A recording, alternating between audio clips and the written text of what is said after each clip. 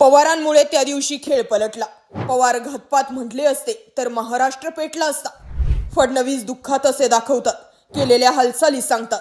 सगळं मोजून मापून झालंय. तटकरे, पटेल खरंच दादांची माणसं, तर मग राष्ट्रवादी भाजपपासून वाचवा, ना की पवारांपासून. पवारांच्या धाकाने कुरघुडी थांबली तर थांबेल, नाहीतर भाजप राष्ट्रवादीला गिळंकृत करे. नेमकं घडलंय का? शरद पवार हे अजित पवारांच्या मृत्यूच्या दिवशी अचानक प्रेस घेतात. प्रेसमध्ये त्यांचा कंठ दाटलेला असतो, शब्दही फुटत नसतात. पण तिकडनं ममता बॅनर्जींनी दावा केलेला असतो की अजित पवार यांचा अपघात नाही तर घात झालेला. अर्थात महाराष्ट्रातच नव्हे तर देशामध्येही टाइमलाईन बनते. टाइमलाईनला अर्थही तसेच असतात. गेल्या काही दिवसांपासून अजित पवार आणि भाजप यांच्यामध्ये खटके उडत होते. अजित पवार हे भाजपा विरोधात भूमिका घेत होते. चंद्रशेखर बावनकुळे पुण्यामध्ये जाऊन अजित पवार तुमची सिंचन घोटाळ्याची फाईल अजून बंद झालेली नाही हे ठासून सांगत होते.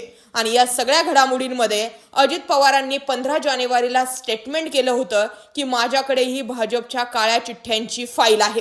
या सगळ्या गोष्टींचे जर डॉट जोडले तर अजित पवारांचा घात झालाय की अपघात आहे हे सांगणं तसं कठीणच होतं.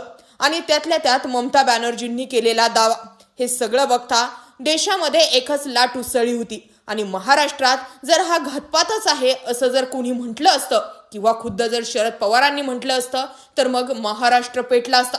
विचार करा, अजित पवार गेले त्या दिवसापासून तर आजच्या दिवसापर्यंत लोक हळहळ व्यक्त करतात. लोक त्यांच्यात तरी म्हणतात, अरे हा माणूस आत्ता तरी जायला नको होता. आणि त्यातल्या त्यात अजित पवारांच्या निधनाच्या दिवशी जर शरद पवार हा अपघात नाही तर घातपात आहे असं म्हटलं असतं तर टार्गेट भाजपा झाली असती. अर्थातच या सगळ्या घडामोडींमध्ये महाराष्ट्र पेटला असता. सगळीकडे अस्वस्थता निर्माण झाली असती. कायदा सुव्यवस्थेचा प्रश्न निर्माण झाला असता. आणि त्याचमुळे शरद पवारांनी सावधानकी बाळगत त्या वक्तव्याची घाई केली असं म्हणायला जागा उरते. अर्थात या सगळ्या घडामोडींमध्ये जर आणि तर हे दोन आधार आहेत. जर खरोखरच अजित पवारांसोबत घातपात झाला असेल तर ते त्याच वेळी सांगणं सुद्धा गरजेचं होतं. आता त्याला कितीही पानं फोडली तरी आता भाजप असो शिंदे असो सगळ्यांना म्हणायला एकच मिळालंय की स्वतः शरद पवारांनी सांगितलं की हा अपघातच आहे, घातपात नाही, यामध्ये राजकारण आणू नका. पण डॉट जोडत गेले तर विमानामध्ये 6 व्यक्ती होते तर मग 6वा व्यक्ती कुठे आहे? दृश्यमानता कमी होती तर मग CCTV फुटेज इतकं क्लिअर कट कसं आलंय?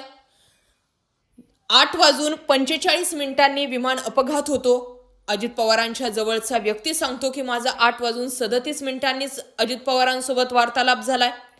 6वी बॉडी मिळालेली नाहीये. सगळ्यात महत्वाचं म्हणजे हा विमान अपघात एवढा भीषण होता की अनेकांच्या शरीराच्या चिंधड्या उडाल्या होत्या. मात्र त्यामध्ये असणारे कागदपत्रे एकही कसा जळालेला नाही असे अनेक प्रश्न. प्रत्यक्षदर्शी सांगतात की अजित पवारांच्या हातावरील घड्याळावरून आम्ही ही अजित पवारांचीच बॉडी आहे असं ओळखलं. आता पोलीस म्हणतायत असं कुठलंही घड्याळच मिळालेलं नाही. आणि या सगळ्या गोष्टी जर जोडायच्या जर ठरल्या तर सरकार म्हणून या गोष्टींमध्ये कोणीही क्लॅरिटी आणण्याचा प्रयत्न करत नाहीये. अजित पवार कधी निघाले, त्यांच्यासोबत कोण कोण होतं, त्या संदर्भातील ना कुठल्या CCTV समोर येतोय ना कुठल्याही कागदोपत्री कुठला पुरावा समोर येतोय. त्यामुळे सगळे संभ्रमात आहे. आणि सरकार म्हणून हा घातपात आहे की अपघात आहे या सगळ्या गोष्टी सांगण्याची जबाबदारी घ्यायलाही कोणीच तयार नाही. आता या सगळ्या घडामोडी घडल्यानंतर हालचाली बघा. देवेंद्र फडणवीस, एकनाथ शिंदे आणि महाराष्ट्राचे राज्यपाल हे पवार कुटुंबियांचं सांत्वन करायला तिथे पोहोचतात. सुनेत्रा पवारांची भेट घेतात. देवेंद्र फडणवीसांचा चेहरा बघितला तर डोळे पाणावलेले आहेत आणि अस्वस्थ ते दिसतात. कमालीचे दुःखात आहेत असंही दिसून येतं. पण अगदी अजित पवार गेल्यानंतर तिसऱ्याच दिवसापासून म्हणजे दुसऱ्याच दिवसापासून तसं पाहिलं तर प्रफुल्ल पटेल, सुनील तटकरे, भुजबळ, मुंडे ही सगळी मंडळी देवेंद्र फडणवीसांसोबत पक्ष कोणाचा, अध्यक्ष कोण, उपमुख्यमंत्री कोणाकडे, अर्थमंत्री कुणाकडे या सगळ्या गोष्टींबाबत बैठका लावतात. मग देवेंद्र फडणवीसांनी त्याच वेळी यांना खडसवायला नको होतं का? अरे इथे परिस्थिती काय आहे आणि तुम्ही थोडाही विलंब करत नाहीयेत. या सगळ्या गोष्टी जर बघितल्या तर तटकरे, भुजबळ, पटेल यांच्या भूमिकांमागे कुठेतरी फडणवीसही होते अशी शंका या निमित्तानं उपस्थित होताना दिसते. आता या सगळ्या घडामोडींमध्ये जर खरोखर सुनील तटकरे, प्रफुल्ल पटेल ही जर दादांचीच माणसं असतील आणि अजित पवारांसाठीच काम करत असतील तर मग त्यांनी हा पक्ष पवारांपासून वाचवण्यासाठी धडपड नाही केली पाहिजे, तर भाजपपासून वाचवण्यासाठीची धडपड केली पाहिजे. कारण एकनाथ शिंदेंचा अनुभव डोळ्यासमोर आहे.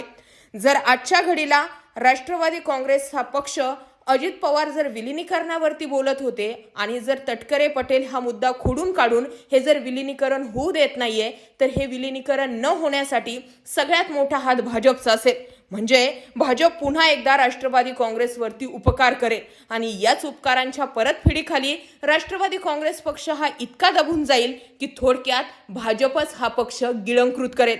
त्यामुळे सगळे डाव जे आहेत ते आता याच मंडळींच्या हातात आहे.